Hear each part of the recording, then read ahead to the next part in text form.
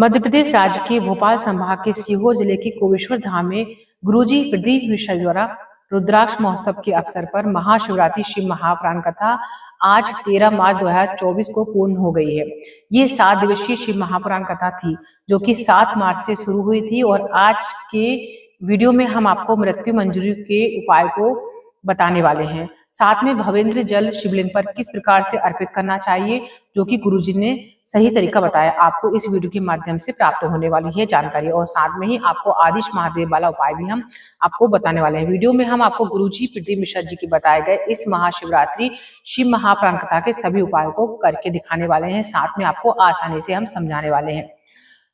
तो वीडियो को आप पूरा और अंत तक देखिएगा। देखिए, आज 13 मार्च 2024 से दिन बुधवार था और आज कथा का अंतिम दिवस था। तो कोबेश्वर धाम में आज लाखों श्रद्धालु कथा सुनने के लिए पहुंचे। वैसे तो गुरुजी सुबह 8 बजे से कथा करने वाले थे, लेकिन कई लोगों के मैसेज आए, पत्र आए और उन्होंने निवेदन किया गुरुजी से कि हमें कोबेश्वर धाम में हो रही महाशिवरात्रि कथा को लाइव देखना है, लाइव सुनना है। तो गुरुजी ने सुबह का समय ना लेकर के गुरुजी ने तो फिर 1 बजे से कथा स्टार्ट की थी, जो कि शाम को 4 बजे तक कथा चली। तो सभी ने इसका आनंद लिया और आप यकीन मानेंगे कि आज हमें भी सौभाग्य मिला कथा के अंतिम दिवस से कथा सुनने का। तो हमने अपने स्वयं खुद देखा यहाँ जाकर के 20 से 25 लाख की संख्या में श्रद्धालु यहाँ पर अंतिम दिवस की कोबेश्वर धाम कथा सुनने के लिए पहुंचे। चलिए अब आपको हम बताते हैं महाशिवरात्रि शिव महापुराण कथा के कुछ उपाय जो कि गुरुजी ने आज की वीडियो में बताए हैं और आज की कथा में बताए हैं। तो वीडियो को ध्यान सुनिएगा और आप लोगों से निवेदन है कि यदि आपने अभी तक हमारे चैनल को सब्सक्राइब नहीं किया है तो प्लीज चैनल को सब्सक्राइब कर लीजिएगा। मैं हूँ लक्ष्मी गौर और मैं रहने वाली हूँ भोपाल की। तो आपको हम कथा में बताए गए उपाय को अच्छे से समझाने की कोशिश करते हैं ताकि आपको आसानी से समझ आ सके। चलिए वीडियो की शुरुआत। गुरुजी ने कहा कि शिव महापुराण कथा कहती है, अगर किसी ब्राह्मण ने आपको पितृदोष, काल सर्वदोष या वास्तु दोष बता दिया है तो इस प्रकार के दोस्तों को बताने के बाद उन्होंने कहा कि इसको मिटाना बहुत जरूरी है। तो ऐसे समय में आपको घबराना नहीं है। आपको पीपल के वृक्ष से जो जल झड़ता है, पीपल के वृक्ष से जो बूंद बूंद करके जल टपकता है, गुरुजी ने कहा आप कभी पीपल के वृक्ष के समय सुबह के समय थाली रख के देखिएगा तो उसमें आपको कुछ बूंदे जल की देखने को मिलेंगी। थाली में कुछ बूंदे जल की आ जाएंगी। एक बूंद भी अगर आपको जल मिल जाता है तो पर्याप्त है, क्योंकि यह उपाय आपको सिर्फ एक बूंद जल को लेकर ही करना है। आपको एक बूंद जल अपने हाथ की उंगली में ले लेना है, मतलब उंगली में लगा लेना है और उसके बाद आपको एक बिंदी शिवलिंग पर जहां से जल नीचे गिरता है उस स्थान के नीचे वाले जो भाग होता है वहां पर आपको अपना नाम और गोत्र बोलकर उस जल को अपनी उंगली का प्रयोग करके लगा देना है। ठीक है, आप देख पा रहे हैं कि जहां से जल नीचे बूंद बूंद टपकता है वहीं पर जलाधारी पर आपको लगा देना है अपना नाम और गोत्र बोलकर। बस आपको इतना सा उपाय कर देने से गुरुजी ने कहा है आपको कई प्रकार के दोषों से मुक्ति मिल जाती है। ये उपाय आप कभी भी किसी भी दिन कर सकते हैं, सिर्फ रविवार के दिन मत करिएगा, क्योंकि रविवार दिन पीपल के वृक्ष में जल नहीं चढ़ाया जाता है और कोई उपाय भी नहीं किया जाता है। जैसे सोमवार है, प्रदोष है, मासिक शिवरात्रि में आप करके अधिक से अधिक लाभ प्राप्त कर सकते हैं। चलिए जान लेते हैं गुरुजी ने दूसरा उपाय बताया।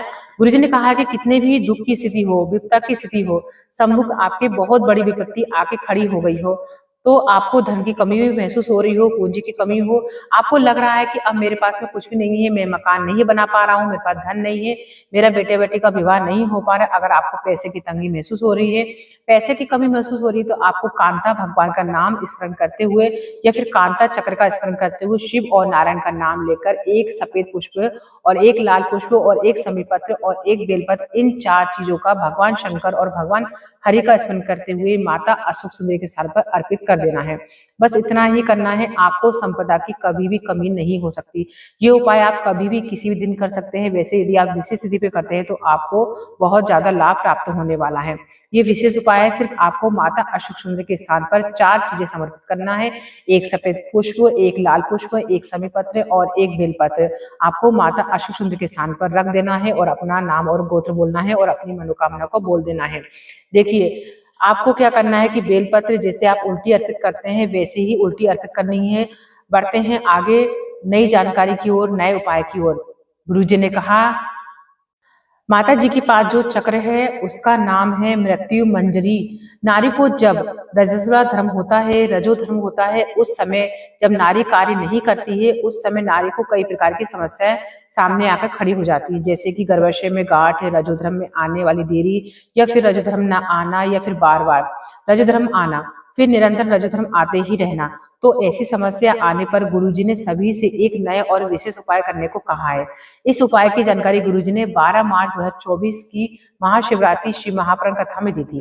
गुरुजी ने कहा, एक गुलर का फूल होता है जिसको हम जासुन का फूल भी कहते हैं, ठीक है, इसको ही लेकर आपको उपाय करना है। इसलिए आप वीडियो में देख समझ सकते हैं कि कौन से फूल का आपको उपयोग करना है। इसके बाद गुरुजी ने कहा, माता भवानी का, माता पार्वती का शिवलिंग में जो स्थान होता है, उस भाग में ही, मतलब शिवलिंग का जो कटी भाग होता है, वहां पर ही आपको ये उपाय करना है। माता पार्वती जी का जो शिवलिंग में स्थान होता है, शिवलिंग का जो कटी भाग होता है, वह माता पार्वती का हस्तकमल है, और आपको कहीं पर भी बैठकर मृत्यु मंजरी का स्मरण करते हुए उस स्थान पर इस जासुन के फूल को अर्पित कर देना है। इसके बाद आपको इस फूल को औषधि के रूप में प्राप्त कर लेना है। और गुरुजी ने कहा, मंदिर के द्वार के बाहर निकलकर या फिर अपने घर जाकर आपको इस पुष्प को खा लेना है और आचमन कर लेना है। गुरुजी ने कहा, सभी प्रकार की समस्याओं से मुक्ति मिल जाती है, नारियों को कोई भी प्रकार का प्रॉब्लम नहीं होती है और उसे सुख सुविधा मिलती है। गुरुजी ने कहा कि इस उपाय को आप कभी भी किसी दिन कर सकते हैं, और अधिक से अधिक महिलाएं इस उपाय करके लाभ उठाएं, ताकि उनको अपने रजोधर्म से कोई भी परेशानी ना हो और कोई भी दुख तकलीफ ना हो। गुरुजी ने कहा है कि इस उपाय को आप अवश्य करिएगा।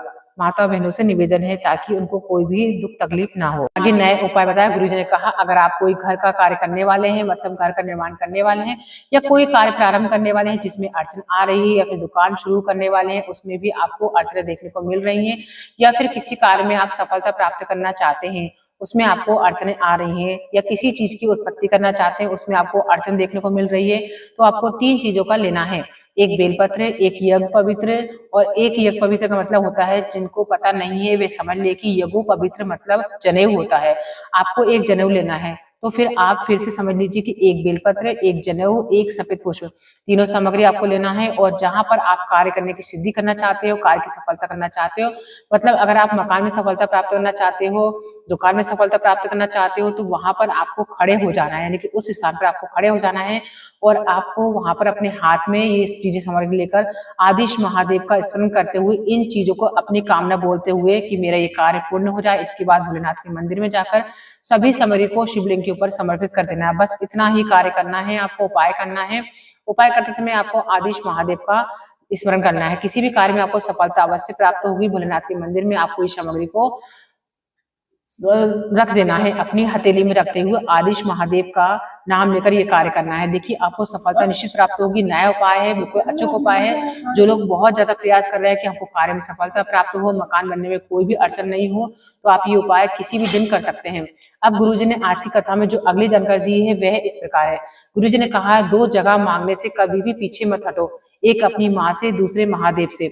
बढ़ते हैं आज की कथा की 9वीं जानकारी की ओर। गुरुजी ने कहा, कोई तुमसे कह दे कि ये काम तुमसे कभी नहीं हो सकता, तुम्हें ये कार्य नहीं कर सकते हो, तुमको शंकर भगवान का नाम लेकर वह कार्य करने के दिखाना है कि मैं ये कार्य कर सकता हूँ या सकती हूँ।